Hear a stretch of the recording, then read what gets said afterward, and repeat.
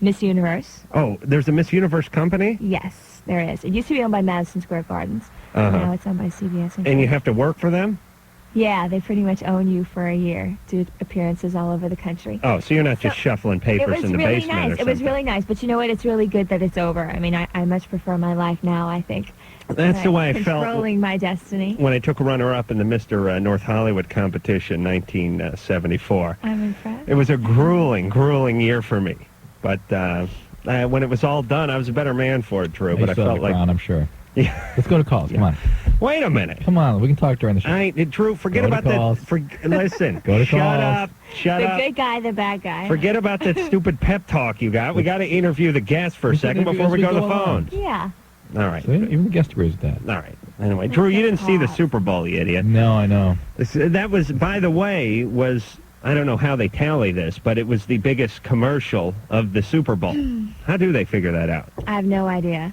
Apparently they have polls, and I think different papers or different areas have different ratings, because I've seen 3 different breakdowns so far. It was the most memorable one. And I didn't even remember until Ann told me it was 3D Doritos. I thought it was for detergent or something. Well, it wasn't a laundromat. I know. Good observation. See, you didn't have sound. Only in Hollywood do really great-looking women come in wearing like a bustier to do a load of laundry. You know what you see when you go to the laundromat? It was a T-shirt. It was not even. No, it was a push-up type thing. There was a halter. There was some halter action. It was black, right? Which commercial you did were you loaded. see? It was a white T-shirt, black pants. Okay. It's just what you thought of later on in your usual sessions. All right. Right? Yeah, I think I may have worked you into a little fantasy later on in the evening. I hope you take that in the spirit in which it was intended. John. Yeah. You're 26. Okay. You were not just wearing a white T-shirt. I was a white T-shirt and little knicker pants and like loafers. It was very sweet. Wait a minute. You're wearing jeans. Wrong commercial. Totally. Wrong girl. There was What the no hell other was girls going in the on? It Super was in the Bowl, really, laundry mat, commercials. right? Yeah, but it was little black tie pants. Let's talk to this guy right here. John. John. Yeah. You're 26. Okay. Did you watch the Super Bowl? I sure did. You know the commercial? Yeah, I saw the commercial. That was a great commercial. What was she wearing? Thank you. She was wearing dark, pants, right? Oh. Black. You're good. I gotta. Thank you. I'm pretty Who unforgettable. the hell knows what else I'm screwing up in life now? All right, John. You What were do you? drunk, Do you really want to know? What do you want? Shut up. Well, I'm just wondering, why is it that men have this fantasy of being with 2 women sexually? Because it's really like they want to be with one woman, and then they go, well, what is the next logical progression from 1 woman, 2 women, and then they go, well, what about 3? And then they go, no, I'll never pull that off. 2. I think I could do 2, though. I think you want to do 2, but in the end, it wouldn't be a good thing. Well, of course not. Well, for a relationship. Right. Yeah. Right. Right. Or without a relationship, why wouldn't it be a good thing? See, you could get poked with something and lose an eye. No, it's a fine thing if you don't have a relationship. What plans do you have, John? I actually have no plans. I've always just been curious why this is such an obsession by men. Are you obsessed with it? Well, I wouldn't say obsessed, but obviously society as a whole is. I mean, you see this. You know what? I think this is something that has come on in the last few years. Now, I've been doing the show a long time, and I didn't hear that much preoccupation about it. Certainly not any successful enactments of this until recently. That's 3 or 4 years. When you were in high school, men are obsessed with it now because people are doing this, I think. Yeah. No, I would have been excited to be with a woman's handbag when I was in high school. And now it has become accessible. You know what? It's a lot like technology. Remember when you were in high school, only a handful of people had like VCRs or handheld calculator. Or handheld. Oh, true. Yeah, you could score with that thing. The point is this was for the elite. You had to be in a rock band in order to do this. And eventually, the stuff trickles down, whether it be CD players, video cameras, or 3-ways. It's not only Don Henley who gets to have his orgies. It's every man, except for me. Go ahead and respond to him. Don't have to look for sport here. You ever been involved in anything like that? Do you know, I'll tell you this. I've kissed maybe 10 people in my life. Really? Just kissed. But you gave oral pleasure to No. How can you stand to be in the room with this guy? No. Oh, my God. Look at her. I'm a good girl. Look, you're like just barren soil. Totally. Look, you are so, look at that, unscathed, Drew. I like that. Parents taught me well. Mary. In fact, I want her to coach me. To be a role model. So I can deal with my daughter. I read all these books all the time, you know. How come the really good-looking women never seem to put out? Because they're smart, that's why. Nah, the good-looking women aren't always That's smart. true. They just don't have to. That's what I it think is. it just depends on how you were brought up and I your think morals and your values. Yeah, and, I think parents really have to be All right, very Drew, can we involved. take some very calls? involved in the Mary. child's life. Yeah? What's going on? Hi. Well, I've been talking to this guy for a while, and I've known him for like 2 months or so, and we're probably going to hook up, you know, and that whole deal there. But he's an ex-heroin addict, and I'm an ex-crack addict, and I wanted to know if there's a higher incidence of like a relapse if we would hook up, or How ex are each of you? both about 2 years. And you're both well involved in recovery? Yeah. That's probably good. It's better than you hooking up with someone who's messing around with It's something, right? real hard to predict. I don't want to jade your decision. You know, people who are really involved in their recovery can be quite healthy, and especially a couple years down the line can be a reasonable choice. I'd have to know more about the people. I will just say that people that choose heroin addiction often have other psychological, psychiatric stuff going on. However, again, in the process of recovery, may sort that out very nicely. Was this someone you'd went out with, did you say? No, this is someone that I've met in the past 2 months, and we've been hanging out and stuff. And All right, You're so you both both 2 have years 2 sober. years. And They've you're both been sober since they were sober, 15. Sobriety's going well for both of you. All right, fine. We give it our blessing. You know, she's asking if the relapse rate is a little higher if you're involved with an addict. Well, again, you're far enough out now that just more tattooing and bungee jumping, but I don't think so. They got 2 years. Yeah. Support each other in your sobriety, all right, Mary? okay, great, All thank right. you. I don't know the data, basically. What? You find me attractive, Valen? Oh my God! I mean, you know, just a little bit. You're cute. All right, that's good. That's good That was for the- that's good for 10-10. That's We'll also work the on most that. insincere comment I've ever heard in my I don't life. care. Just shut up, Adam. Yeah, but on paper, it's just I ask a question, she answers. That's it. I don't care about the inflection. Oh man, Jodeci, Or the sincerity. Jodeci, Hello, Jedediah, Jodeci. Jodeci. You're 29. Jody's Yes, hi, third Dr. night. Drew and Adam Carolla. Hey there. We'll call you Jody for short, all right? Okay. It's your third night in a row. You're on with Ali Landry. She's the well, we'll just call her the Doritos chick. No, that's not my I name. know you're more than that, but that's good enough anyway. First, I'd like to say that my fiance listens to you both, and he thinks you guys are the greatest. Thank you. Thank him. Even if our guest doesn't like Adam. But go ahead. She likes me. I like you. Yeah, may even be more than that. You guys need to stop watching those commercials. Exactly. There's a real opportunity here I because this is a watched one situation. commercial out of all those, and I only liked one, and that was the Elvis Presley one. I loved that one because I love Elvis Presley. I love that one. So do I. But I take Klonopin. Yeah. Okay. The doctor that I'm seeing now has switched me to Zoloft and Trazodone. Mm-hmm. I want to know if they are addicting, No, Klonopin is though. if they make you gain weight. They have that potential. What do you do with Klonopin? Klonopin is a benzodiazepine. It's long-acting Valium, basically. Right. They gave it to me because I lost my son in '91 to SIDS, Oh. and then in 1995 I was in a major car wreck and almost lost my life. So Oh. I got anxiety from it. Yeah. Yeah, I can So they imagine. switched me to that. Now they're giving me the Zoloft. Is it a psychiatrist you're seeing or just a regular doctor? They don't call them psychiatrists. They just call them counselors. Counselors who can don't- prescribe counselors drugs? don't prescribe medication. No, there's one doctor there, and then there's like a. All right, well, you need to see it. You need the benefit. Are you on an HMO or a county system? Yeah. Yeah. It'd be nice if you could see a psychiatrist and have the benefit of a thorough pharmacological review just to be sure you're getting the right medicines. I mean, Zoloft and Trazodone, common combination, good drugs, hopefully working for you. No significant side effects. I need some of that. I broke down and cried in Oh, the the dentist dentist. chair today. Oh, my God. Maybe this will give me some sympathy from Allie. What did they do? I wept Tell in me. the dental chair. What happened? Not because I have a low threshold for pain, Why? because I was so frustrated. I was at my wit's end. I've been to the dentist for this root canal. Me You have too. a- oh, And really? you know what? I didn't have it refilled, and now my tooth is cracked. Neglect. Isn't that horrible? Oh, really? Go ahead, finish Ooh, telling me. Someone who hates Tell the me, dentist, tell me. dentist Went industry. for the root canal. No, well, finally. No, I don't hate it. It's just No, that's all right. sometimes you Found neglect something those in kind common. of things, you know. You Not pay good. them? I would pay Allie just work on her mouth for an hour and a half. I really would.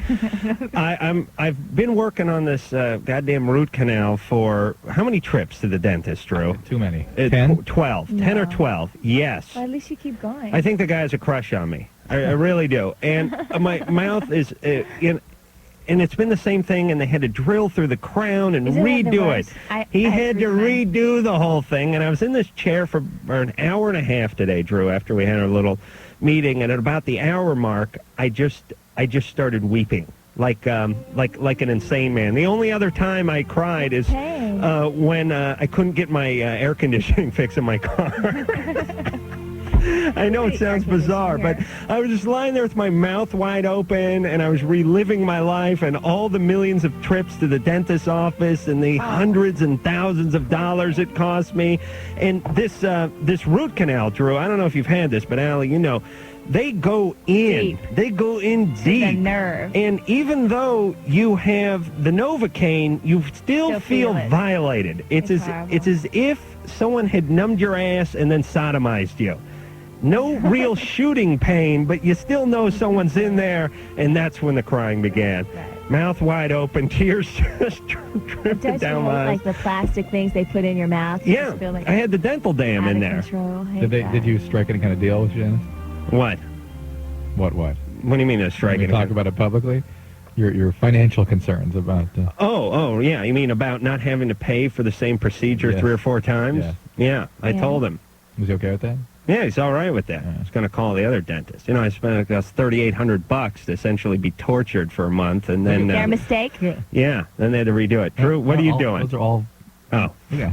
All what? Caps? And that's all inlays. Every single guy. Drew rarely puts his hands in his mouth. That way, Both of 'em. everybody. Yeah. But the point is, I've spent a few hours. You've been there. Not spoken of. And you know what I was thinking about? I was thinking about these dentists that employ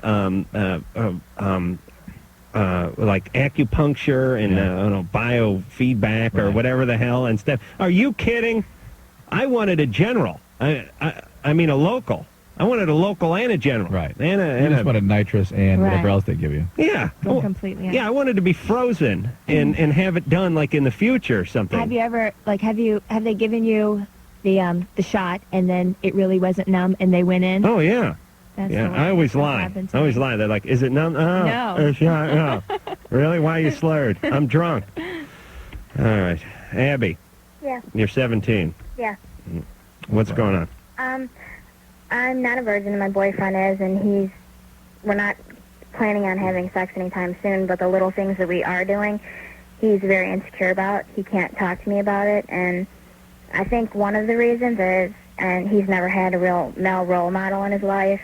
His dad's never been around, and I was wondering if there's any way that I could get him to be more open about it. He can't handle talking about it. Give us a real specific example of what goes on with him. Well, like if I go down on him, he can't look at me. He'll turn his head away, and then, or if anything's ever bring up in discussion, he can't. Does he come from a real religious background? Yeah. Where's the TV? To the right. Where he's looking, you mean? Yeah. But this is your usual take on this, the religious guilt and all that. Right. This is not, Abby, this is not the kind of thing that we hear. You know, when I get oral sex, I study the victim.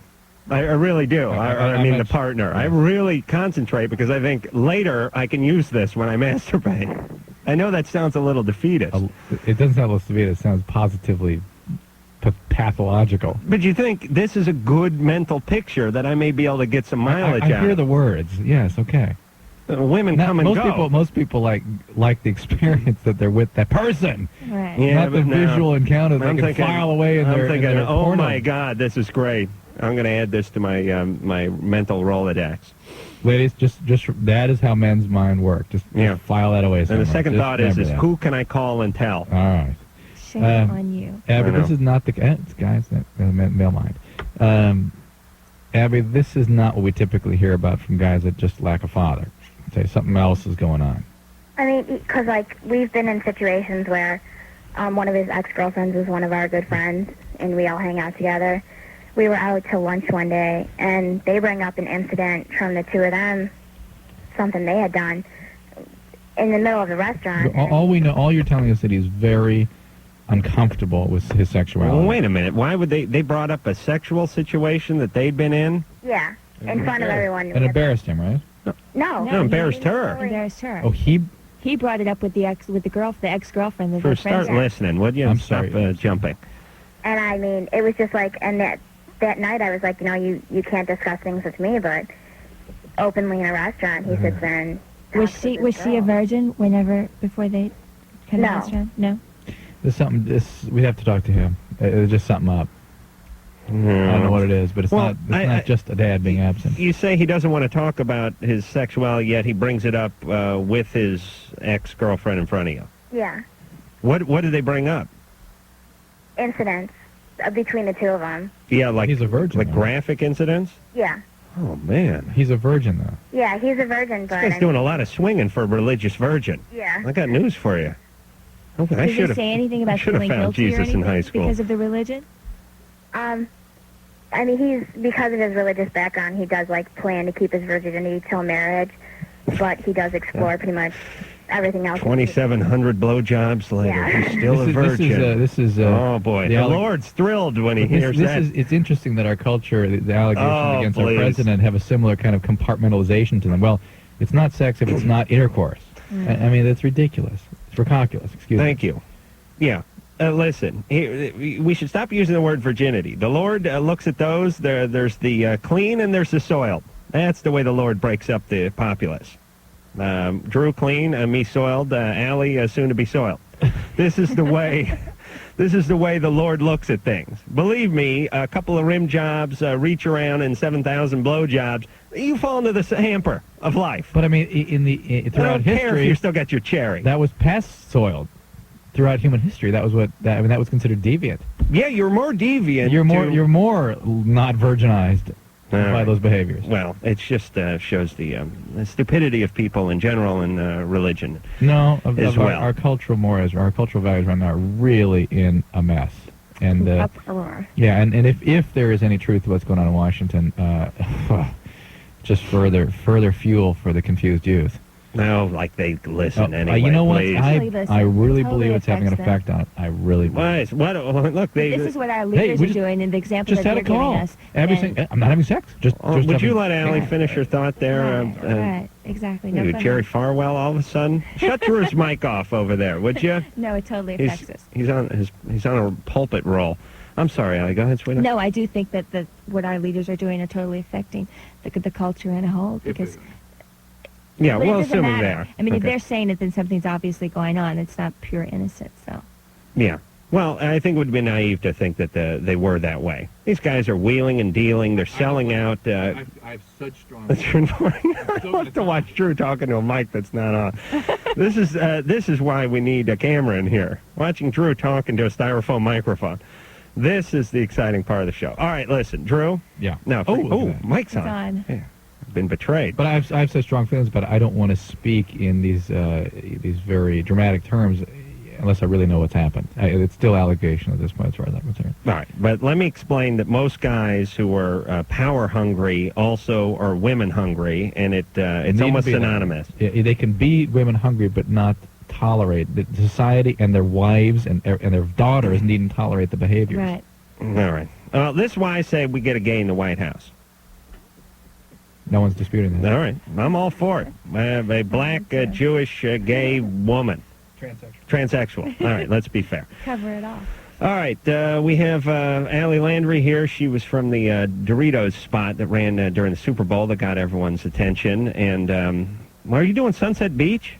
I did. Yes, I just did Bold and the Beautiful, and Yeah. a lot of guest appearances. Yeah. Is that Sunset Beach still on? Yeah, it is. Oh, it is. Yeah. Oh, that's Aaron Spelling. What's he doing? Just feathering his nest just a little bit more before he retires? Please. Him and Hasselhoff. I'd like to get Aaron Spellings together and Hasselhoff and pull them aside and go, listen, Give it Enough. you guys are richer than God, and you've been cranking out junk for the last decade.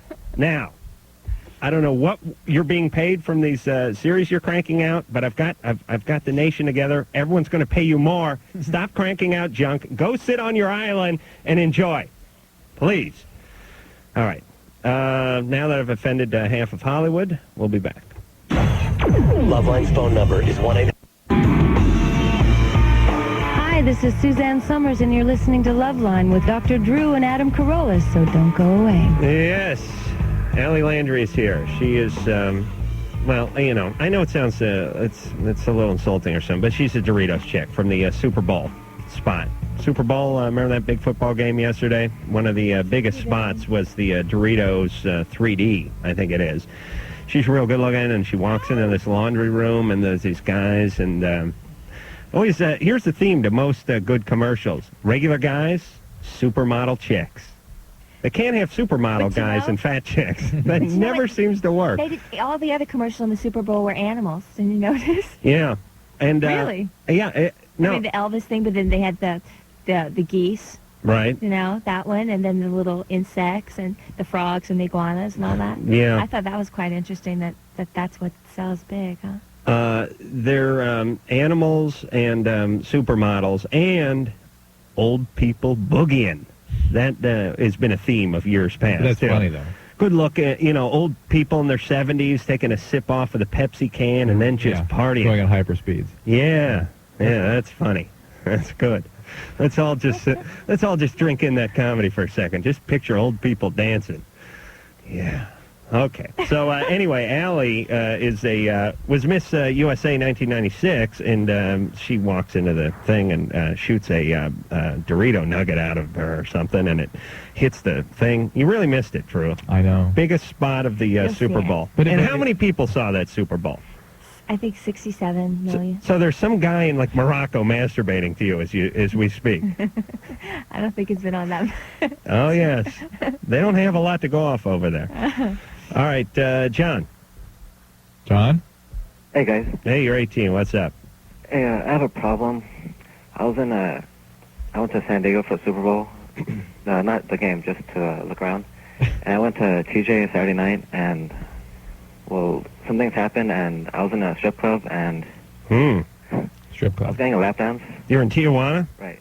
Yeah. Which strip club? Because I know a lot of those. On Revolution? Yeah, it's called Bambi. It's called what? Bambi. Mm. All right, so, Did you get by the unicorn? I don't know, I guess some kind of Bronco thing, I don't know. Oh, man. All right, so... Was it down in the basement? No, it was regular. It wasn't downstairs? No. All right, so what's the question?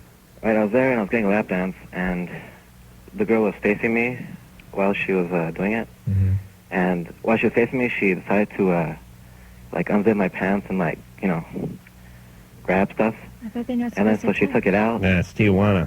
All bets are off. So what she does, she zips down and then, grabs my thing, takes it out. And then she starts, handling it and stuff. And then, so what happens was, she kept doing it until I, exploded down there. Oh. All right, so after that, yeah. After a few seconds after that, she got my thing and, she had a bikini bottom, and what she did was she, kind of lifted it up and motioned my thing, to her thing. And in Spanish, she said, put it in.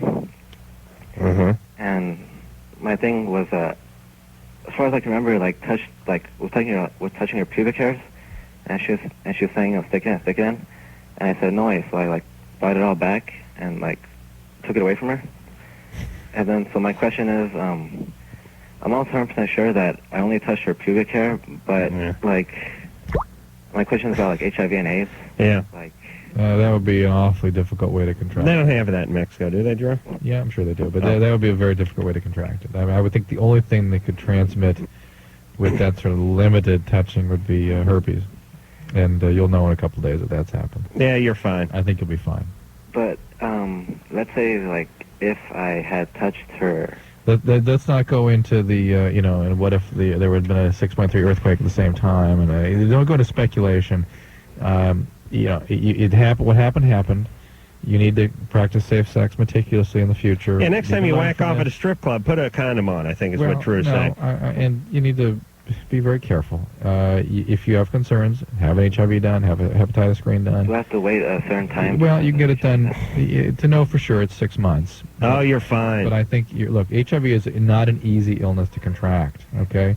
There are many sexual partners of HIV infected individuals who carried on sexually and never contracted it. It takes more than just a. But the thing is, Don't forget about Hey, speculating John, the what ifs. stop worrying. Did you get by that place, Margarita's Village? no, I think it was I missed it. All right, you missed a lot over there. You didn't get by the unicorn? Yeah, all right, John, you're fine. If you can't be reassured, go see a doctor and get tested and get followed and get retested and then put it to rest. But if then you can't be reassured, then this is not about what you did. This is about something else. So, okay? You understand? If you can't be reassured, if you obsess in spite of reality, that's a psychiatric problem. So are you sure nothing touched? Are you just Yeah, that's the thing. It's like nothing? Well, even if it touched, you don't have it. You're Okay, fine, so- John. I would be upset. I would be be freaked Go out. and get tested but- just to but- calm All yourself right, down. but listen, Allie, don't shovel any I more understand coal what- into John. He's I already know, but- burning up I this know, guy. but he is so, and he's not going to feel comfortable just. He should well, the go. problem is the reason I'm not pushing that is he's going to have to wait 6 months to be completely reassured about that. Meanwhile, his hair's going to fall out. But in that's right. 6 months he'll know. Otherwise I he'll don't know. just keep wondering. That's right. And what I was telling him was if in spite of in 6 months being retested, he still has these obsessions, then that's no longer about the act. It's about something else. Just Right. don't do that again. Hey, John, you get by Tijuana Tilly's? no. No. Okay. Jeez, I think he's got syphilis. What's the thing that attacks your You can brain? get syphilis from that too, but again, he'll have symptoms. He's quite a conversationalist, this John. If there's a chancre that he had touched, then you can contract it. Yeah. Listen, I've been to many a Tijuana strip joint, and there's, oh boy, Drew, if you only knew what goes on in those places. What goes on? Because you know what? And I've talked about a lot of things on the radio. I can't even get into the details of what goes on in those places, or what used to go on. This is like 15 years ago. Sounds like it's still pretty wild. Yeah, this ain't it. There's stuff going on stage. Oh yes, lots of bizarre stuff. All right. Allie, you definitely need an escort if we went over there. Get one of those. I think I'll pass One of on those this old trip. yentas from the Miss USA competition to escort you in. Oh, boy. Drew, you haven't lived till you've been to one of those places. Lisa Beth? Hi. Hi. All right, guys. I have a You're 29. yes. What's going on there? Quick question. First of all, you guys are great. Hi, Allie. Hi. I have had stomach problems for years, and they put me on dicyclone. Finally, So you have irritable bowel, right? I have well, they say a spastic colon. Which is the same thing as irritable bowel. Okay, and that I was starting to develop ulcers, but No. didn't get that far. I guess I caught you it just in advance. look. You have irritable bowel, and the irritable bowel. Some people get headaches, some people get pelvic pain, some people get tummy aches, and that's what you got. You got irritable. Oh, bowel. I've had it forever, but I Right. get to the point where it's just so swollen. Right. And the only thing the doctor had said to me at one time is there are things that can help you. I can't prescribe them. I mean, that's how it was put to me, and I knew what he was talking about. And I grew up. I never drank. I never smoked. Never did anything. I did try pot to see if it would work, and it did. Is there a medication that I don't really want to do that again? There are tons. You only saw one doctor on one occasion. Oh God, no! I've been seeing him for years. And You've seen gastroenterologists, yes. and because this one doctor mentioned to you one time. that Well, there it might- worked. No. I've heard that. I've heard that from several different people have said that. That what? Because you weren't even clear what you have diagnostically, so I don't see how you could take input from. Drew hates it when pot works. You need to go down to the pharmacy at the park, Lisa, and fix yourself up. See, I'm afraid to do that. Wait, what were you saying about your friends? No, it's in the doctor. Spastic colon. That's what they call it here. Yes. It's the same as their. The dicyclomine worked for the first year and a half. Now I don't know if it's because I'm used to it. Right, but there's half a dozen other medications just like dicyclomine you can try. Well, did pot work? Yeah. One time. But I don't want to. Well, I try to figure. I don't want to do that. I'm just, I mean, look, How much opium will worse work. is pot than dicyclamine? Opium will work too. All right, well, try some opium. No, that just sounds. I don't want to kill myself. Right. That's not my plan, and I really am not into that. I know guys who are in perfect health who've been killing themselves with pot for 20 years, and their colon's fine. It just hurts a lot, and I'm trying to find a way. Look, here's you need bulk, right? Pardon? You'd have bulk in your diet? You take Metamucil or Citracel? No. What's the difference between bulk and fiber? Same, but it's really a lot of fiber. Why? Yeah, you eat like a whole shrub. Why aren't you taking bulk? No, I said I do. I eat a ton of all of that kind of stuff, vegetables. I'm No, all vegetarian.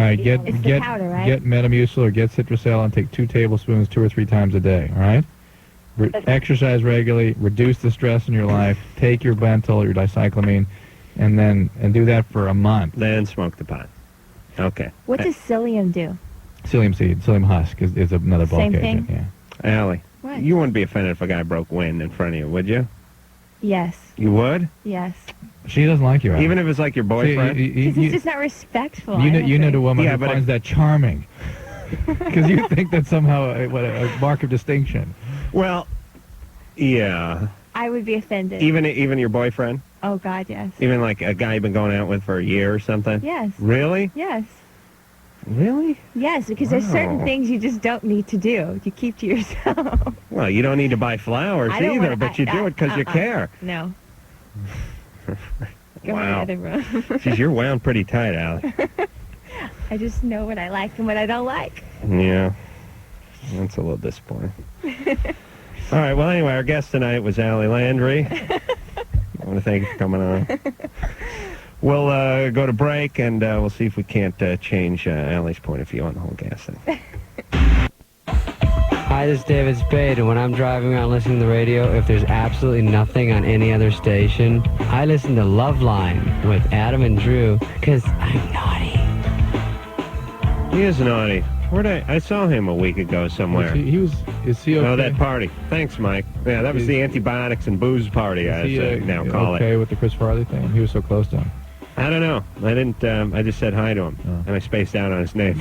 No. Hey, you know you're a big celebrity when you forget the names of bigger celebrities who remember your name. Oh, boy.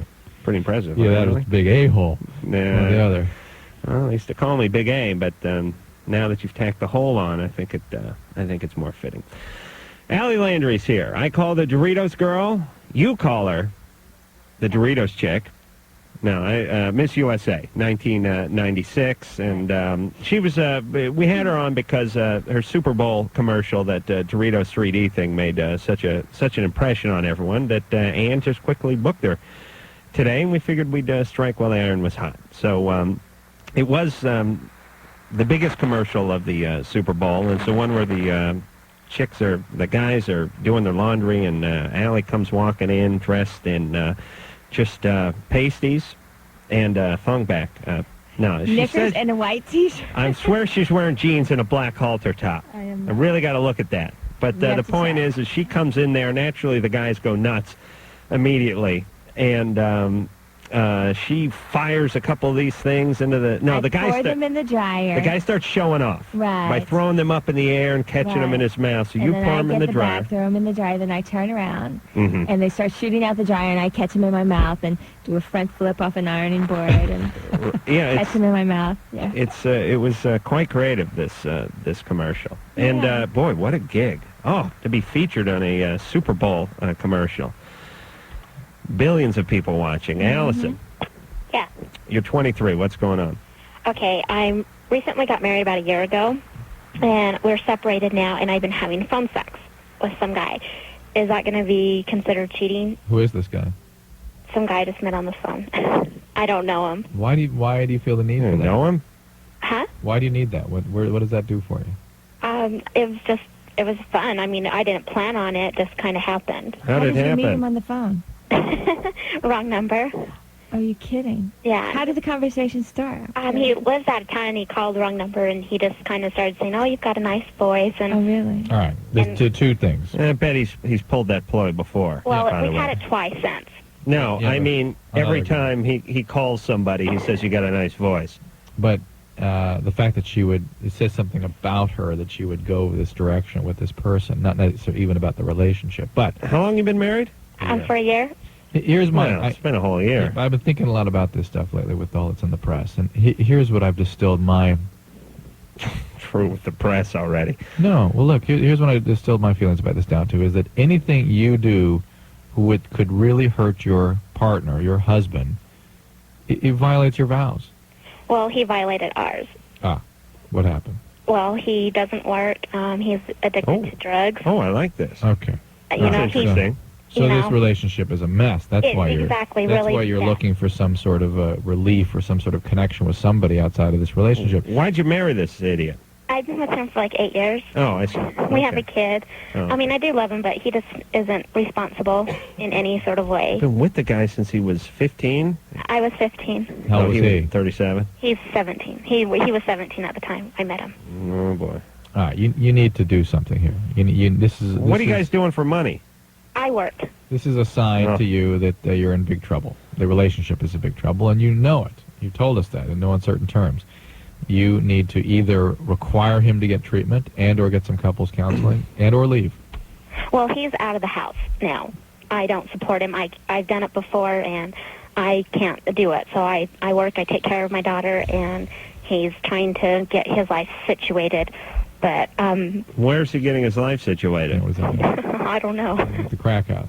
No, he's not that bad. No, it's not like crack or anything. It's marijuana. But that's... Hey, he doesn't work, the guy. It causes no him to lose count. his job, and, he's not motivated. He doesn't remember things. That's pot. That's the syndrome. It's really bad. I don't... People smoking a lot of weed. No. Yes. They don't start stupid. I've seen a lot. The guy's 25 for Christ's this sake. one might have, but I'm just saying that I've seen many a professional go down, as a matter of fact. Yeah, but it's in their 40s. Right. By right. then, they have tenure. Yes, right. Don't have to worry about it. Like Tim Leary. Well, but is it really hurting anyone? Because it's not like I... Oh, go. You have carte blanche. Yeah, you need to... Go do whatever you want. You need to get maybe a formal separation, actually have a relationship with somebody, for real. Forget the phone sex, because you're prime pickings for a victimizer right now. This guy's just taking advantage of you. Just get a relationship. Focus on what you need to Well, focus on the kid. You got a one-year-old or whatever-year-old. She's at least taking strides to get rid of that... the problem. It's a little disconcerting when you're at the dentist and about halfway in the procedure, the guy looks down and goes, "What's wrong with your hand?" I'm like, "Hey." You could answer with all the crap? Yeah, I'm like, they're going to cut that off as soon as you're done destroying my mouth. Did you call... No, I didn't call. I don't have the hand guy's number anymore. You have my Drew. number. Yeah. We have his number. Okay. I was going to call way too much to think about. I was going to tell my office to do it, and I thought that is just too pathetic that I have to take care of that. Well, tell your office. I think it's clearly being established and I'm pathetic. Jeff. Yes. You're 25. How you doing, man? You're on with Ali Landry. She's former Miss USA. She was almost a Miss Universe, and she was Miss Dorito 1998. They And I saw about 2 seconds of the commercial. From what I saw, you look very, very beautiful. Thank you. It's very sweet of you. Yeah.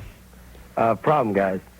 Something happened this weekend. Just want to hear your advice on it. I had 2 friends came over after they went to the bar, both girls, and I worked till about midnight. They came over, and we wound up sleeping together. Not sex, we just slept together. Well, I have a girlfriend, and now I think she's like on the brink of leaving me because of this. I can see where that'd be pretty disturbing to her. All right, well, let's... I don't know if we even believe it. What are the circumstances? They were too drunk to drive kind of thing? Yeah, they went out and partied pretty good. I should have made the choice and said, hey, I'll go sleep on the couch, but... It was fun and exciting at the time. And I slept in bed with them, and honestly, nothing did happen. I'm having to, again, if you think... One was a friend of 8 years, one is a friend of 6 years. Right, but if you don't think that what's happening in our government doesn't affect the way we think... Mike, shut yours. Thank you. Boy, is he on that button. Boy, Mike is, he moves like molasses about everything else, but when it comes to cutting Drew off, I'm not going to he's quick draw. But I'm just going to say, because people are tending to compartmentalize, let's ask him the questions. What did you do? Did you embrace these people? Talked, smoked cigarettes.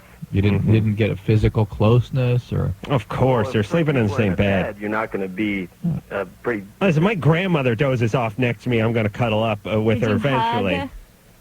Well, we lay there together, but not like there was no physical, we didn't take our clothes off or nothing. Cuddling, though? Yeah. Yeah, okay. Listen, everybody cuddles in bed. Her feelings would be, like, totally hurt. Devastated. Well, she told me today, my girlfriend told me today, which really hurt me a lot. She goes, she told me I broke her heart. Of course you did. Yeah. Yeah, but... What'd you think about that Devastated. beforehand? Hold on, you two. Hold on. Shut Drew's mic and Allie's mic, please. I wasn't thinking. Oh, thank God. We have a clear-thinking male on the phone to direct you here, Jeff. Now, be honest. What were you wearing? My jeans and a T-shirt. You fell asleep in jeans? Yeah. Oh, man. That's really rough when you have that erection for 8 hours and it's plastered up against the side of the jeans. And what were they wearing? My one friend had a dress on and a shirt, and the other friend had a skirt on. So this is... wait a minute. So they pay... Wait a minute. Your girlfriend's listening now, isn't she, Jeff? Probably not. Probably not, but maybe. And Jeff ain't chancing it. Listen, well, I'm thinking... What did you guys do? Get in a car accident or go to bed? Or didn't you guys know you're going to go to bed? Well, pretty much, yeah. You said you were smoking cigarettes. How do you pass out fully dressed? Was she wearing like a sombrero and the other one was wearing a bonnet? They just got back from the bar. They were all lit up, but who climbs into bed fully dressed in a dress and smoking cigarettes? This guy is an asshole. Who climbs in the head fully dressed? I don't understand. You said they slept in the dress we all slept in the same bed. We all had clothes on. Right. Nothing, no sexual contact whatsoever. Right. And I felt bad because I should have thought in the first place, knowing that my girlfriend, this isn't right. If you're in a relationship, you should know. Yeah, but see, here's the situation, Jeff. Your job is not to convince your girlfriend it was right or wrong. It's to convince them you weren't lying about the whole being dressed part. I mean, these are old friends. Have you ever had anything physical with one or two of these women? This is where the real trouble's going to come. Yeah, one of them. One of them. Yes. All right, one's not bad. You have to convince your girlfriend you weren't lying about what you're wearing. She doesn't believe you. Doesn't matter, though. No, but it does, Allie. Let's just say we were together. If he's in bed snuggling with these girls or cuddling, even if there's like no sexual contact whatsoever, if they're just like holding on to each other, that's like affectionate in a bed. Intimate. It's intimate. For a woman, Adam, for a woman, that kind of intimacy is a significant. That's what every woman wants. It's all right. That's all they want. They don't want the rest of it. They want the emotional side. So if you're giving that emotion to someone else, then she will be crushed. I can't believe him. I just can't. Well, I just don't believe it. Drew is basing his argument on not believing Jeff. No, I'm not. It's two things. One, and I'm not saying you're a liar, Jeff. I'm just saying the story is very difficult to believe. For what reason? Different reason Adam's making is that people don't go out for a day and an evening out. And I didn't go out. And then go and get in bed in their fully clothed. I mean, even in the most awkward of circumstance, people will get comfortable at least, just so they can sleep. Do something, take off a scarf or something. You never got loaded, Drew, and passed out, and just did your clothes. You said you guys were hanging out smoking cigarettes and talking. It's different. Your story changes a little bit too, and the other thing is the fact that it is an intimacy that would be very disturbing to a woman. I know that I did wrong. I apologize. All right. How can I prove to her that I am being sincere? If you really care about it, keep at it. Yeah, she's either going to buy it or she's going to forgive you or she's not. I say the man is a saint for not sleeping with these women and starting some sort of sexual triangle going. Great, still. But still. All right, Jeff, you got to work your way out of this pickle. Even if your pickle was in your 501s the whole time, which I don't think any of us believe. Because, listen, you've known them for a lot of years. They pass out. Everyone fully dressed. It's a violation, but it's not a slap in the face. One he'd already been sexually active with. Right. Hey, yeah, but you've known her for a while, please. Allie, no farting, no cuddling. I don't see a real future for us. I really don't. Unless you have a real inside line to some of those Dorito snack products. You don't. They don't give you like a year's supply or anything for doing that. Sorry. All right. I'm reading a thing here that says Allie's leaving at this break. What is the meaning of that, Allie? You're leaving? Where are you going? You're not going anywhere. I have to watch a show on television. What show are you watching? I'm going to be on a show right now. Okay, well watch it in here. Where are you going? What are you on, Arsenio or something? Is Arsenio on? Vibe? Yeah, we'll tape it. Please. Oh, I'm on TV. You don't see me watching myself. All right, we'll be back to sort this out after this. Loveline. Be right back. OVE 191. You're listening to Loveline. The world famous K-Rock. All right, Loveline. Ali Landry's here, and we'll get everyone caught up. Allie's trying to leave. I don't want her to leave. We're going to work this out, and we'll be back. Hold on. We'll be back in 10 seconds. This is Loveline on Radio Station. KROQ-FM, Pasadena, Los Angeles. The world famous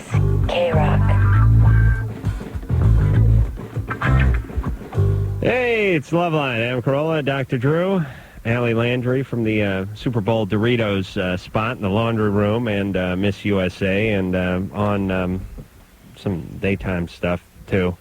Drew, what the hell? All right, anyway. All right, so we're having a little quandary here, which is, well, it's not really. Ali wants to leave. Why? And Legit reason. Oh, let me explain. Ali wants to leave, yes, because Ali did Vibe. She taped Vibe earlier today, I'm guessing, and it airs tonight at 11:30. Right. And Ali, of course, would like to enjoy herself. I'm going to go put my pajamas on. And watch herself on Vibe. Yeah. Right. Now, I asked Ali, so Ali says she has to leave now so she can go do that, which to the layman sounds like a pretty good reason to leave. But Drew and I have done many of these shows, Ali. And let me explain how it works. Yeah, I like to settle in and relax. Forget about settling in. You don't have to settle in. You went. You did the last segment on Vibe, which starts at 11:30. There's a monologue. They got to get to the guy from Jag. Then they have to do the guy from Spin City. Then there's Urkel's cousin who has to be on the show. Then Sinbad's got to come out in a pair of chaps and do something. And then there's you. Right. You will go on at 12:19 to 12:22, I predict. You are the last segment of the evening. That means... Now she's offended. Well, I'm just... She's like getting on me because I want to see... She needs to go, Adam. She wants to go. I'm just laying it out. I know. She just wants to go. I know, but... Okay. All right. All right. This is like talking... You can go. Yeah, there you go. Go ahead. Okay. Nobody watch Vibe from the Nutra Atchafalaya Basin in Louisiana. Okay. We're going to talk about Mardi Gras in New Orleans. All right. Go ahead. See ya. Am I convincing you? That's fine. Go ahead. Okay, thank you. All right. Enjoy. Josh. Kiss my ass, Adam. You're 20. Hey, how's it going, What's going on? I'm actually talking to you. Good to talk to you. Anyways, this is the scenario that I have for you. I have a brother-in-law and a sister-in-law that were recently divorced. Uh-huh. They have a baby, not quite 2. Her birthday's on the 7th of February, so still really young. The baby's been living with the mother, or my sister-in-law, all her life. And just recently, Mom sent the baby to stay with her father, my brother-in-law, for a period of time, and she wants the baby to stay there for 3 months. Drew, now, I heard... Wait a second. You called them both your in-laws. It's your sister-in-law and your brother-in-law? It's a brother-in-law, and then they got divorced. But which one is your sibling? Or is it your... It's the brother-in-law is through my... Well, she's not my wife, but we've been together for 5 years, and we're engaged. So it's not exactly brother-in-law, but... All right, hold on a second, Josh. I don't... I missed, like, the first 4.5 syllables of Josh's thing, and I'm lost. Yeah. So I'll tell you what we're going to do. I'm going to take another call. Okay. Josh, just hang on for a couple of calls. Let me get my head screwed on straight. Oh, wait a minute. All right, Josh, hang tight there. Ban? Yeah. You're 23. Mm-hmm. What's going on? Well, my sister, she's very close to me, and about a while ago she had approached me and she had told me that she was having some problems, and I'm like, well, what's wrong? And she says, well, things aren't right down there. And I was like, well, what's wrong? It turned out that she had genital warts. Now, that was Your a while sister ago. told you this? Yeah. Yeah, I don't approve of that. But the thing I was concerned about, I wanted to ask Dr. Drew, what generally do they go away, or does the virus stay with you for a while, or forever? I mean, you know, forever. Stays with you forever. Really? Yeah. So if and when she decides to have kids, it really is not a big issue. Put it this way, man. If she died in the corner, had sex with her corpse, he would get them. Oh, man. Of if she died of natural causes, too, right, Drew? And also, Ben, are you sexually active? Am I? Yeah. Yeah. Do you guys live in a big city? Yeah, I do. Okay, you probably have them too. That's how common they are. Really? They are exceedingly Wait a minute, I thought common. he said it was his sister. I know. I'm just saying though that it's so common that it's as common. Man, you don't have. So Don't worry. is it like I've heard people say, well, if you have warts in your mouth, and you were to have oral sex with a girl or a guy, do you transfer the same type of idea of a wart there? Or? Yeah, but warts don't occur in the mouth. You get herpes that way, but warts really, there is such a thing, but it really just is very rare. All right. So did you answer that question? I hope so. All right. Michelle. Hi, guys. Hey, you're 25. What's going on? Yes. First of all, I would just like to tell Dr. Drew that being a mother of a 7-month-old and being a stay-at-home mom, I just appreciate everything you say in encouragement of how important the mom is to these little babies. Isn't it amazing? Yeah, it really is, and it's good to hear. And only women can do that. We are just pathetic. The best we can do is follow your lead. Yeah, and Oh, you're really Drew, be stop. surprised at how much negative... You're better mom than half the chicks who call this show, Drew. Don't give me that pathetic thing. But a lot of people are down on that. People think I should be working. Oh, please. You will want to work soon enough because you need to have your own identity in society. But for the first 5 years, I do work a few hours. I work about 10 hours. You'll want to work. You'll want to have an identity. But to subjugate your career to the child's needs is an unfortunate thing when women do that. So. My question is my sex life. Since I've had the baby, and it really wasn't great during the pregnancy, and I didn't pay much attention to it because I was focused on that. And then after the baby with the nursing for the first few months, I wasn't interested. And now I'm interested, and my boyfriend is not at all. Yeah, it's payback time, sister. He may be angry. Well, I'm just concerned about it. I'm concerned because there is a 12-year age difference, and No, it's not that. It's VPS. it's not the... Vindictive penis syndrome. Yeah. But it's sort of getting to the point where it's like, you know, I want to be committed to him, but I feel like I deserve to have a sex life, and I'm ready to go, and he's just not. Well, what does he tell you? there. What does he say is the problem? He doesn't. Something's up. You guys love each other? I think so. How long you been together? I feel loved by him. How long you been together? 2 years. And everything's been okay? Yeah. I mean, we were very excited about having the baby. There's just something up. Something's up in the relationship. Why aren't you married? Oh, you're not married? No, I noticed that, Drew, you're glossing over that one. Uh-uh. Why aren't you married? Just because I don't know. Why doesn't he want to get married? He wants to get married. Don't My you? concern is that if we get married... Well, I didn't want to get married during the pregnancy because I didn't want to be a big fat pig in a white dress. And then since I've had the baby, he's pushed a little bit more, and I've been kind of What's wrong with this guys guy? actually will bulk up for a wedding. You know, like to fill out the tux a little nicer. Women starve themselves for 3 months going into it.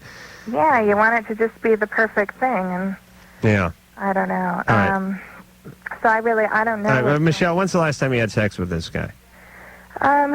Well, it's been a while. It's been a few weeks. We're averaging maybe once or twice a month, and very mediocre sex at that.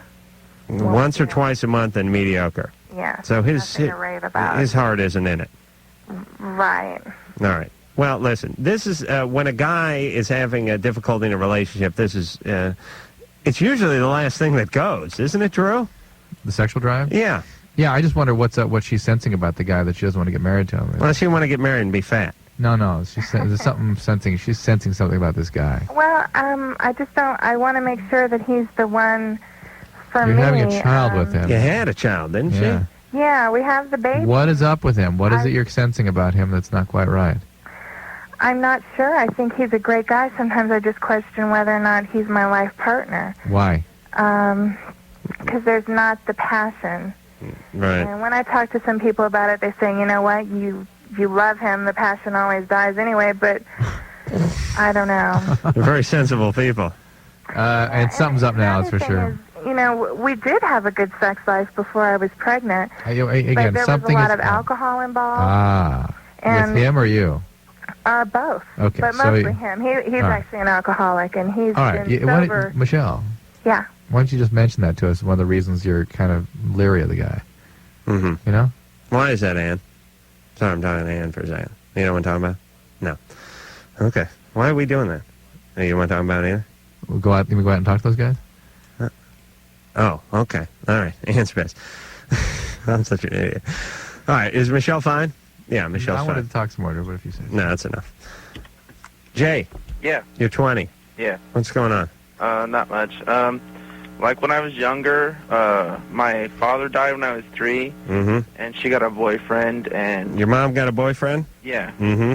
And everything was fine for a few years, and then, like, when I was, like, 6, he started drinking a lot and got violent. Right. And for a few years, until... for, like, 10 years, probably, he was violent and beat her every now and then. Right. And I was wondering if that would affect me farther down the line, or now, like sometimes when I get upset or mad, I get, like, I want to hit things. And Yeah. Well, your dad dying at 3 is enough to, screw with you a little bit emotionally. Yeah. And then having a, not only, it's not like, well, the guy smacked your mom around twice a year and that's what really did it.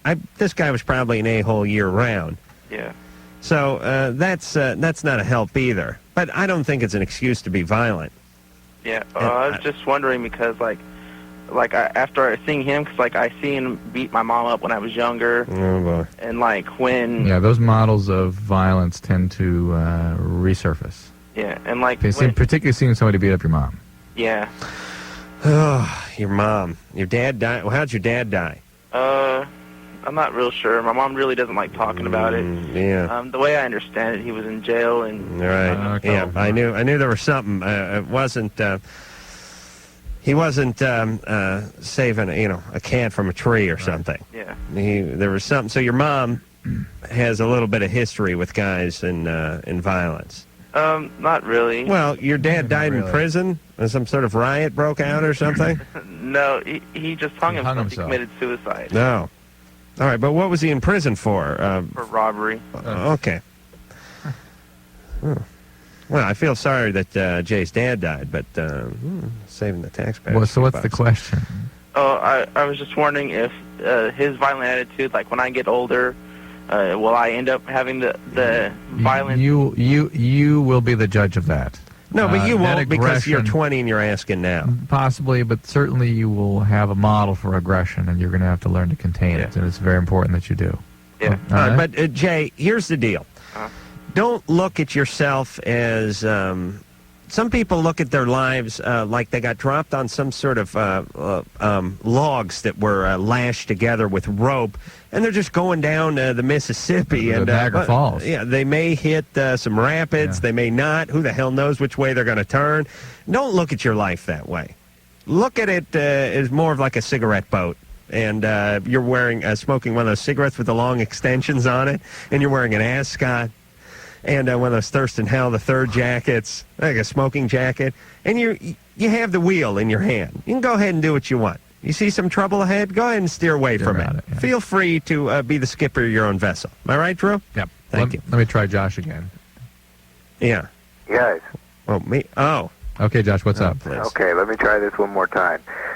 Without all the family business, basically what I'm trying to get to is that a baby that young, under the age of 2, being raised by the mother pretty much up to this point, then being taken from her mother to stay with her father for about 3 months. Who did that? Whose idea was that?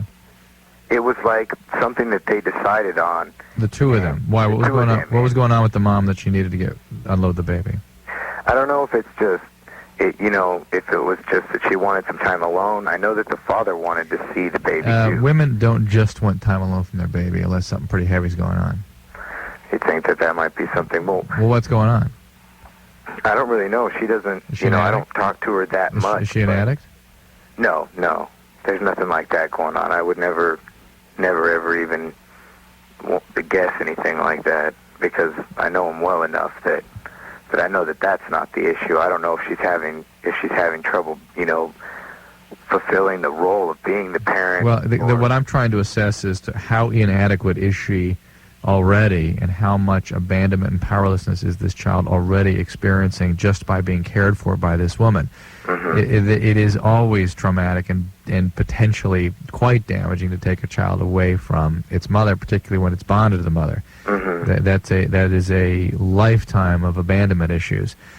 But what you're saying is if she's already a mess. Not giving the attention that's needed. Yeah, then there may the situation. possibly it may be better at least to have a nurturing environment for the child. Okay. Okay. Well, yeah. I mean, she lives at home, and she's got a twin sister. Josh, and you can't. Her parents. So the child's in a fairly stable environment, even if she's not. Well, giving it's best to keep it around the mom. That's the best thing.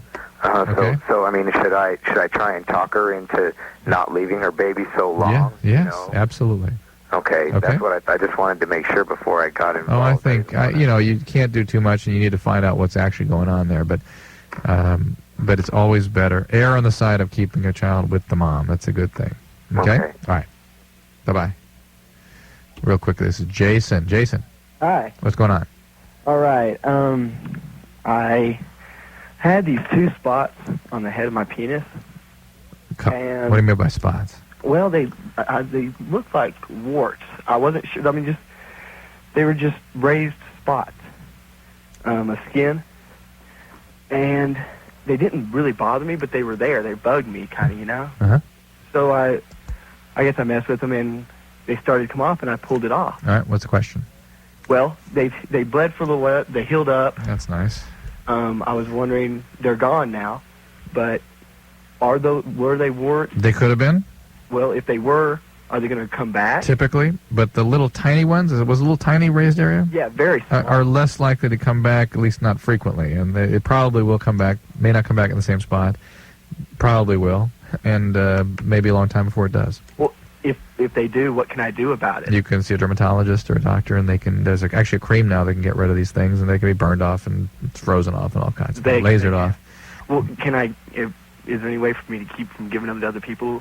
Wear a condom. Wear a condom? Yep.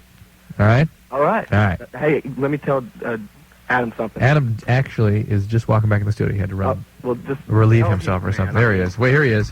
Adam? Please. Hold on. Who is this? Jason wants to just tell you something. Okay, what is it? Adam? Yeah. You're the man. Thank you. That's enough. The thing with the dog, yeah. You were right. But he was probably the happiest dog on the block. Yeah, yeah, the dog who received oral sex from his master. You call it master, I call it a life partner. And so did he. James called it that too. Oh, really? Oh, he did, didn't he? Oh, yeah, it's my life partner. He said that. I know there seems to be a lot of negatives to taking a dog for a life partner, but I could probably list you more positives if you really think about it. You get to watch whatever you want on TV. There's never an argument for the remote. Right. Gene. Yes. You're 32. Uh-huh. What's going on there? 6 weeks ago, 7 weeks ago, I've been working out this gym for 3 years. New counselor started to work there. New counselor?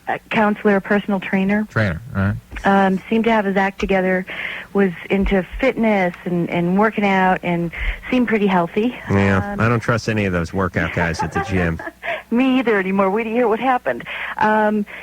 We dated for 4 weeks or so out of the 6 weeks. In the last 2 weeks, he started to seem a little bit flighty. I couldn't really put my finger on it, but I couldn't really figure it out. Well, one thing led to another, and we started to, go to the next level or whatever, and we were making love, and I wanted him to wear a condom. He wouldn't. He lost his erection. And typically that's not something I would do, but I said, well, okay, he seems like he's pretty healthy. And that happened twice. Well, since then, things got really strange with him. I ended up talking with somebody who knows him fairly well. And, also during that time, he said that he had a blood test and had been tested for AIDS. Well, really, because I saw the pinprick, it wasn't from that. He's a heroin addict. And he was years ago, got off of it, and then apparently in the past 3 weeks since we were dating, he got back on it again. So what I'm really worried about now, because we had unprotected sex, is how long is the incubation period for AIDS? That, wakes me up at night. And also, I don't even know how I missed the sides. I didn't see them, although I've never dated a heroin addict before. But well, you can scratch it off your list now. Date a heroin addict. Still on my list, by the way. I'm going to work on that. True. What's the incubation period? Well, what's it really? I know the man tells you it's 6 months, but what is it really true? Give us the inside skinny. She's asking how long after exposure can you be infected? And Well, yeah. I mean, you've got to be producing virus in your blood for the virus then to get into somebody else. And the time in which there is a sudden peak, how else do you get the virus? No, she's asking, she had sex with the guy. Oh, she wants to know for her.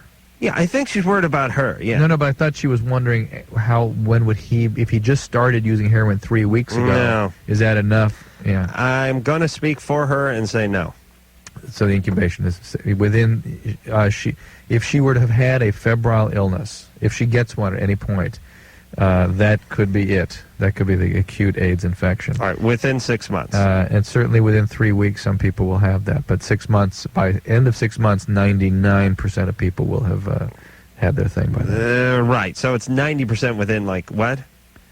Within a month, you can have a fair number of people have had it. I mean, she can get tested now. You got to understand, people say 6 months. Whenever they say anything, it's like when they go allow 4 to 6 weeks for delivery. They pad. You cover. Well, that 6 month is to. I don't blame them. Yeah, well, that 6 month is designed to include. It's to cover everyone. Everyone, yeah. That's right.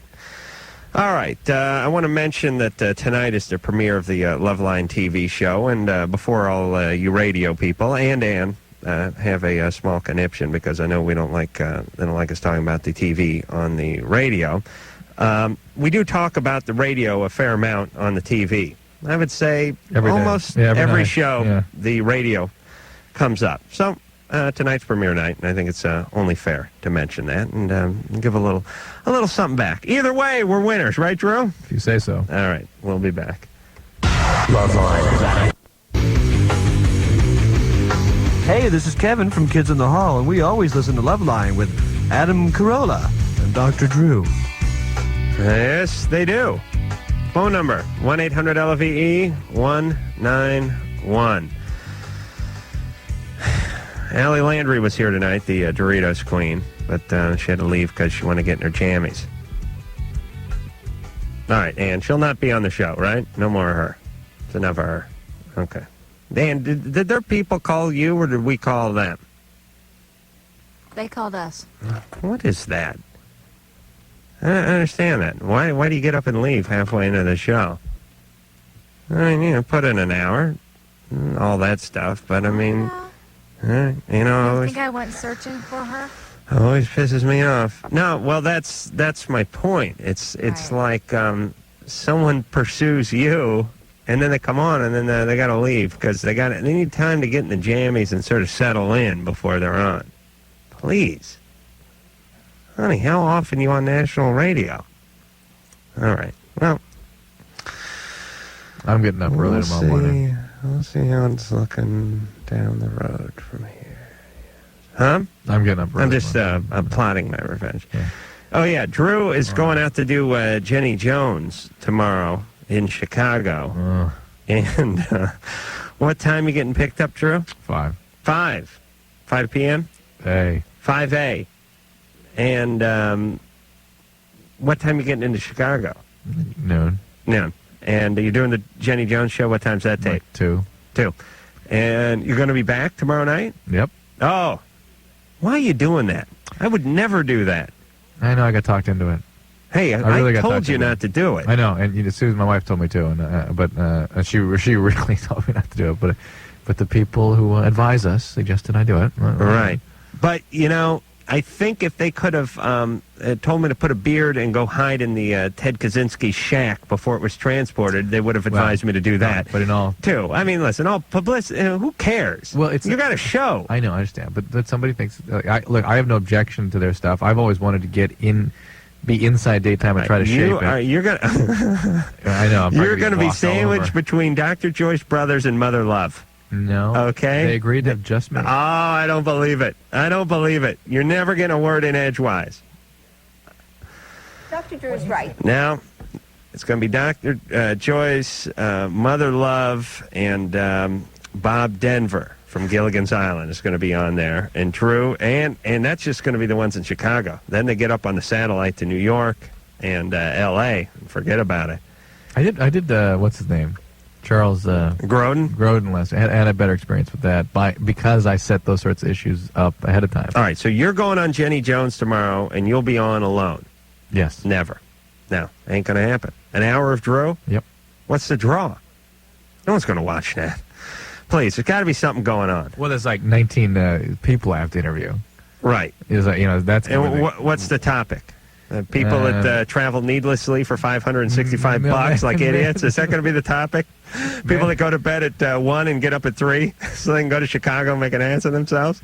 Men who lose their physical intimacy when they're married relationships, and then the story is, I got exposed to a couple of them, and it turns out to be guess what? Just like what we deal with here. When is Jenny Jones on? I don't know. What channel is it on? You don't know? All right. Well, I'm going to have to look that up so I can forget to look at it tomorrow. I don't know if it's aired tomorrow. Was it going to? I don't know. All right. Well, listen. Would you find out a few things? Because I want to tape it, and we'll bring it in here. All right. And you can ask Chip. Okay. I'll never do it. David, I won't even call the damn hand surgeon back. You think I'm going to find out? At least you know his number. David. Yes. That's true. You're 23. What's going on? Well, it's since about probably 9th grade, since my first real sexual encounter with a woman. She was like a nympho, and she was Asian. And it seems that ever since then, I've been really strongly attracted to only Asians. All right. Well, you know what they say, Drew. Once you go Asian, you never go back to Caucasian. I just made that up, but that's a keeper. All right. And I went to Japan. And David was floored by that. I was stationed in Japan for 2 years. And it just kind of made things... I mean, it's not bad. It's just I want to date other races, and I'm kind of hampered because I'm really sexually attracted to Asians. What's your nationality? Caucasian. German. A lot of guys have the Asian fetish. I agree with that one, by the way. It's a good culture from a woman's standpoint. If you're not a woman, right? Yeah. Well, I'm not. I'm just saying, if you're gonna fixate on a culture, you got a big wheel, half Asian, half Jewish. You spin that wheel. Tell me you don't got those little fingers crossed. You kidding? They're very subservient over there. They're very smooth skin. They got that beautiful brown skin. Send those letters to Adam Carolla, care of Ann Wilkins. It's true. Come on. Remember Mrs. Livingston from the courtship of Eddie's father? 10670, is that still the PO? Beautiful woman. Yes. Right. Asian women are beautiful. PO Box 4345, Hollywood, California. Hey, let me explain. That's why in the James Bond movie, there's never any Jewish women in there. It's always the Asian women. Think about that for a second. You want your answer? You turn to Bond. All right, Dave, why do you insist on... I think it's probably that you seem to have an idea of what you need to marry or need to stay with as somebody other than an Asian, right? Gold Farber. Is that right? Not necessarily. Okay, so why is it a concern to you then? Well, I don't know, because I don't want to limit myself just to like one culture. But I don't want to limit myself to something I prefer. Drew, what's your wife? Sort of Central Eastern European. All right. You've limited yourself to one culture, have you not? Yeah. Everything working out? Fine. Okay. There you go. Whoever you married, that's the culture you're limited to. All right. Thanks a lot. All right. David's pissed off. You like Asians. Don't deny yourself of that. Please. There's thank God he picked the one where there's a whole bunch. You know what I mean? He didn't pick like Eskimo or Comanche or something. He picked Asian. What bigger populace of the world is there than Asians? Another weird thing, that address I was just repeating fell off the wall as soon as I repeated it. What address? It was on the wall over there. That's where I got it from. I didn't hear the address. What was I talking about? Off the wall. Oh, really? Yeah, it falls off every night, though. All right. Well, who are you, Nostradamus, all of a sudden, Drew? By Give me the creeps. Kenny Kingston, remember him predicting the Clinton sex scandal? Oh, did he? Oh, yes. Remember he... Yeah, really. No. But he did. He predicted My dog predicted that one, too.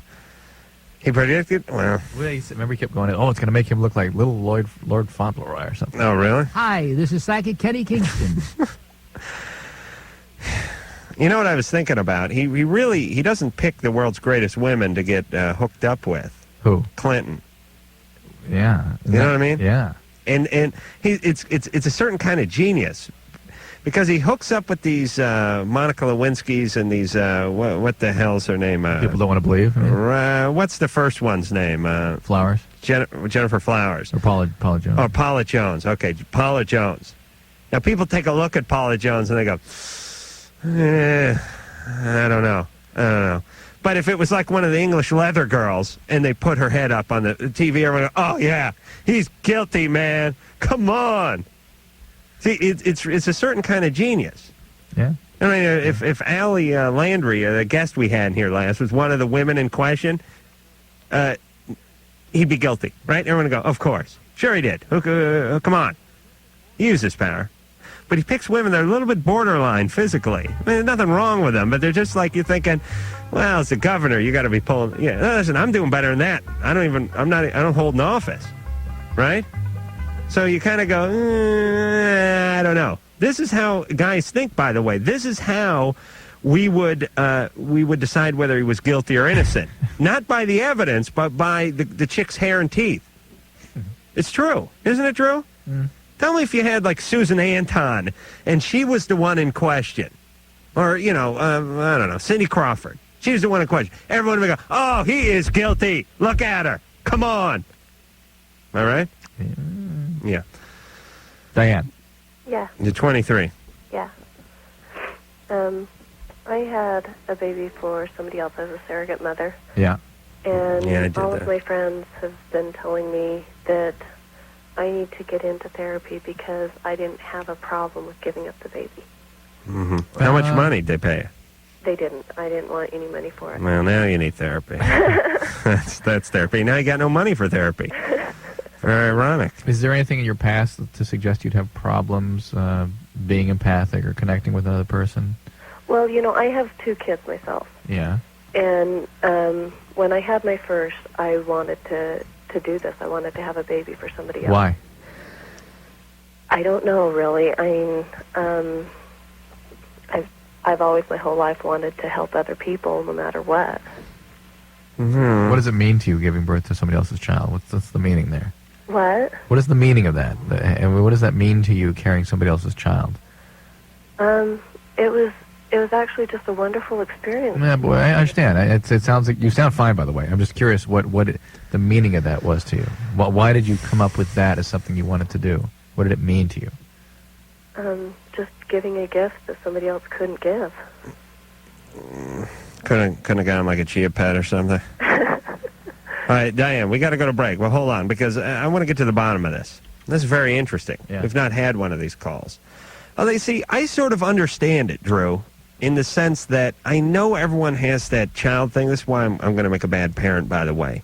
But you take a look at me. I just got this puppy, right? Yeah. The first day I got the puppy, it wasn't really my puppy. I just went and got it. Right. You know what I mean? Right. And if the puppy got ran over by a dump truck a half hour after I brought the puppy home, yeah, then it was like, hey, this puppy I never knew got ran over by a dump truck. Right. Now, if the puppy gets run over now, you're devastated. I'm crying like I'm in the dentist chair. Yeah. Because it's my puppy. Right. And I know the kid, gestates inside of you. But you know what I'm saying? I mean, at 2, that's big. Yeah. At birth, you know what I mean? But the women may have a biological connection with the unborn child. But the question is there something biologically different when it's not theirs? All right. Well, we'll answer that after this. I feel so...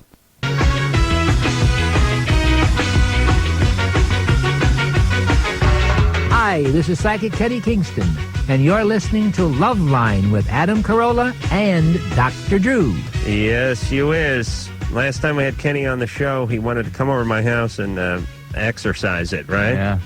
Too bad he didn't.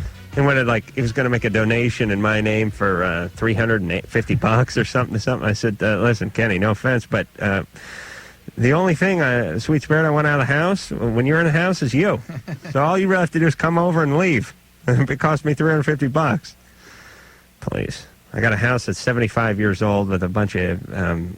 I've never seen a ghost in my house. It's always the same nutballs who see ghosts. And you know what else is weird? Speaking of... we had that Miss Louisiana, Miss Doritos, in earlier tonight. I have a friend who, for many years, named Katie, I was in the theater with. She is from New Orleans. Now, one day we were sitting around, and she told me about 15 stories. Not all about New Orleans, but some of it was about, traveling on roads through Nevada, seeing some car that she'd passed already, and then seeing it up ahead of her and stuff like that. Yeah. She still went on for about an hour, and then she said to me, what stories do you have? And I said, I'm from North Hollywood. We don't have stuff over there. There's nothing going on there. Right. And I realized everyone I know is like from Louisiana, New Orleans, or one of these places where They love the people ghost are like stories. rattling bones Yeah. and eating crawfish. I think it's a little mini lobster, yeah. langostino. Yeah. It screws with your mind. Because I'm from North Hollywood. I grew up with a bunch of guys from North Hollywood. No one saw anything. Yeah. That's it. Somebody got drunk, put a jacuzzi jet in their ass. That was it. That was as far as it went. That was just weird. Probably more disturbing, really. Oh, yes. Let me assure you that's than more like disturbing, because that really happened. It's worse than the Flying Dutchman. I'll tell you that right now. But an interesting new twist on the imagery that all created for me, I'll tell you. Right. But the point is nothing went on over there. Yeah. A couple guys got shot. That was it.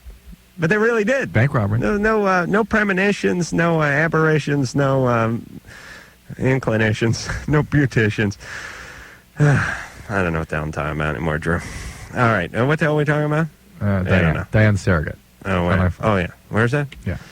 I tell you, that dentist squeezed all the life out of me. Squeezed it out of me, man. And you're still getting over the end of the football season now. It's hard. Oh, the depression, the post-Super Bowl depression, Yeah, it's now been the tough. No root wonder you're canal crying. depression. Yeah. Oh, I wept. I wept like a baby in that dentist chair today. Oh, I'd be getting so much sex if women could have seen that. Women love it when a guy weeps. Diane. Yeah. So we were trying to explore what motivated you to do this.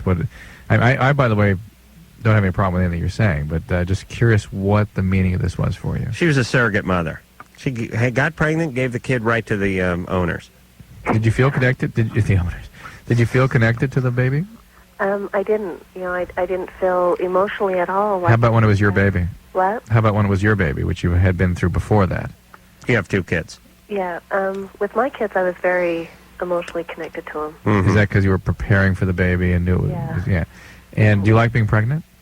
I do. Some women just really like being pregnant, too. I mean, I really enjoy it. I don't have any problem. I mean, you can imagine if you just enjoyed that stage, and you could give something for other people. What the heck? You like that? Is part of it the attention? It's kind of fun. People come by. I don't get that with the puppy. Biology. Some women really feel good when they're pregnant. Yeah, but it's nice when you go out and people are always asking you how far along are you and what are you going to name it or how much are you selling it for, or whatever it is. Is there something somewhere in your life where you've needed to feel the need to create a renewal? Where I've needed to what?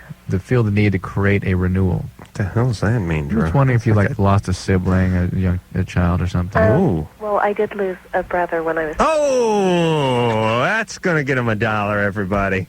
Dr. Drew is right. Dr. Drew is right. And tomorrow when they sandwich between Joyce Brothers, Mother Love, and a guy with a British accent who auctions cattle on the Jenny Jones show. You'll get him. I'll think of you. Yeah, take that $1 there, Drew.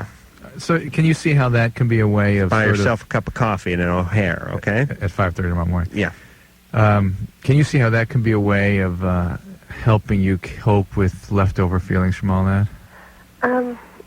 I don't. No, you're not connected with that at all? Well, Drew kind of got connected with it. He didn't even know.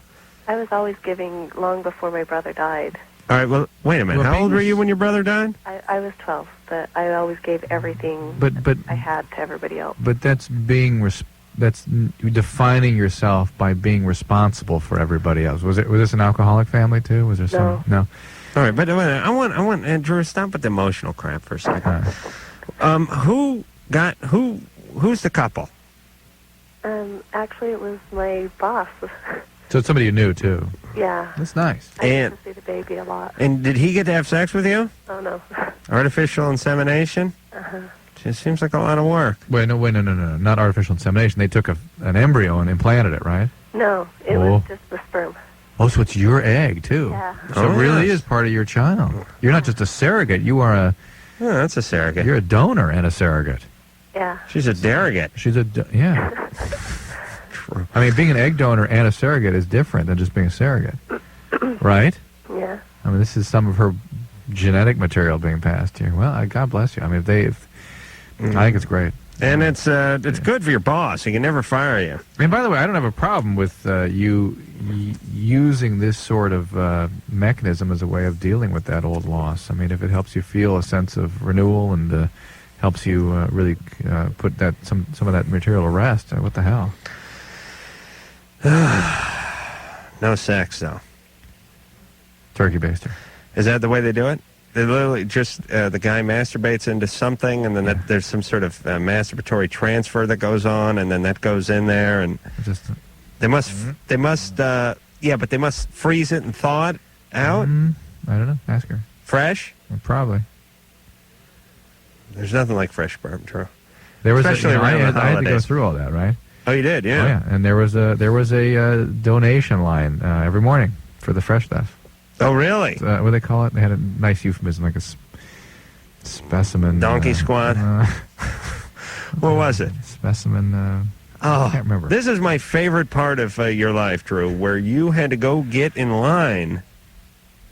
Did you actually get in line? The lab, yeah. And the lab was directly across from the room they'd put you in. So you'd run it across immediately to the lab techs. You'd hand it right over to somebody who would...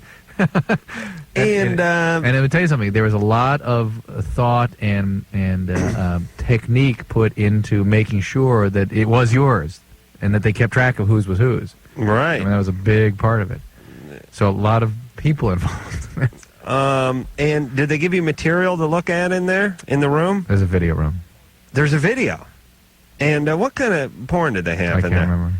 Nothing. Just stock. It wasn't special porn made for the video room. It wasn't like clinical porn. No. It was just good porn. Geez, I had to get in there just to watch some porn.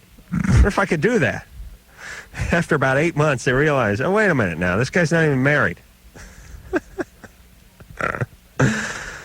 My God.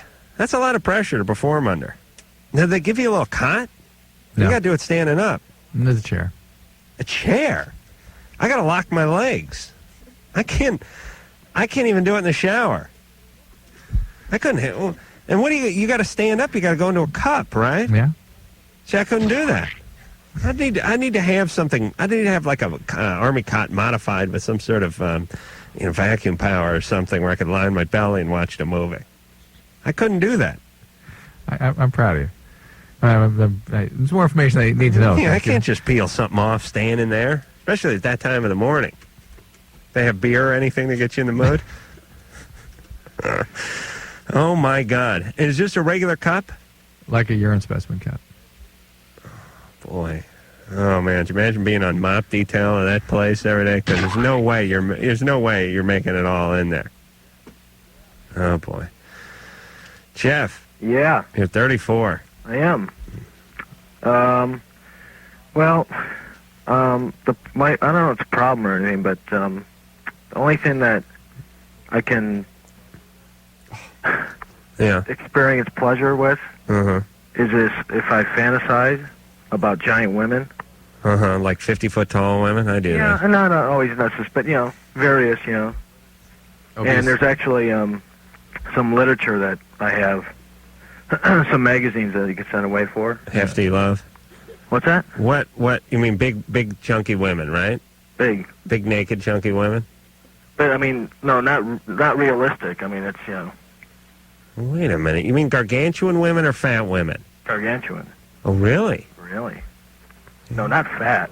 It's interesting. Not like Walensky or whatever her name is. But they got to be tall. Like that movie, Attack of the 50-Foot Women. Right.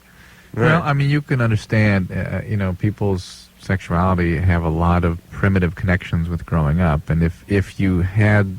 Yeah, but doesn't your penis look small next to a 50-foot woman? But if you had some leftover, that's not everyone's primary concern. And that's mine. I know. That's why I like the Asian women. They're very slender. If you had something happen to you that would create a fetish, it was it makes some rational sense why one fetish might be fantasizing that you're little. Because that's how you were when Are you little too? Are you little when they're big? No, they're just big. They're just big. Am I little? Am I oh yeah, I'm normal. You're normal. Right. Are you in the fantasy with them, like crawling inside their crotch and stuff? Yeah. Well, interesting you come up with that element because that's really the fundamental fantasy. Well, I would. I would nap on the breast. That's dirtier. That's foreplay. I understand, but that's the primitive urge coming out in very, very. But I mean, even if they're like, I would run and dive on their breasts. I know. Even if they're like 10 feet tall, No, I understand, and it's a fetish, and it's just one of those things. But I mean, it's the point where if I see women like on the street or who I work with or whatever, I can only You need it to function. Oh, I can boy. only get off You need thinking it to of function. them in that way. But that's a true fetish. You watch that WNBA? A true fetish is when you No, need... not horse-like women. A true fetish is Okay. when you need the fetish in order to function sexually. So it's a true fetish. Is there anything wrong with that? Well, most people who have fetishes feel like there's something wrong with it, and they know that it's not quite right. It's sort of a reaction to Well, something. it's a bitch when you need something unrealistic and unobtainable in order to function sexually. Yeah. It's horrible. And but if you were to try to sort it all out, it would take a long time in professional work. But it sounds fairly It sounds benign. innocuous. Yeah, it It's sounds benign. benign. It's what are you going to do? Yeah. And no women are in danger unless they're 40 feet tall, and then Jeff can't rape them. He's too small. That's right. All right. And they were talking about how miserable, talking about how miserable they were at 5 foot and 95 pounds. I said, if you're 6'2" and you're 200 pounds, you are twice as miserable when you're sitting in those airplane seats. I'm not a munchkin. Yes, you is. All right. You guys got to head back to Lilliput, and I got to go home and head back to Hamperville. Drew's gone. Drew's going to sleep. Dr. Drew's right. He's he usually makes sparks when he peels out of the Loveline parking lot in the Volvo. Tonight, he probably set the front of the car on fire. She drinks until she barely has her senses about her, and then she can relax enough to have sex with me. All right. Well, I think that's enough out of you, Drew. All right. So until next time, I'm Carolla, Dr. Drew saying mahalo. This has been Loveline. The opinions expressed herein are not necessarily those of the staff or management or producers or directors or the advertising or anyone, but they might be Bob's. I'm Bob, and they're mine. The producer of Loveline is Ann Wilkins. Loveline is a presentation of Westwood One Entertainment. Grr. Arg. We now return you to your highly tested, regularly scheduled programming. Bye.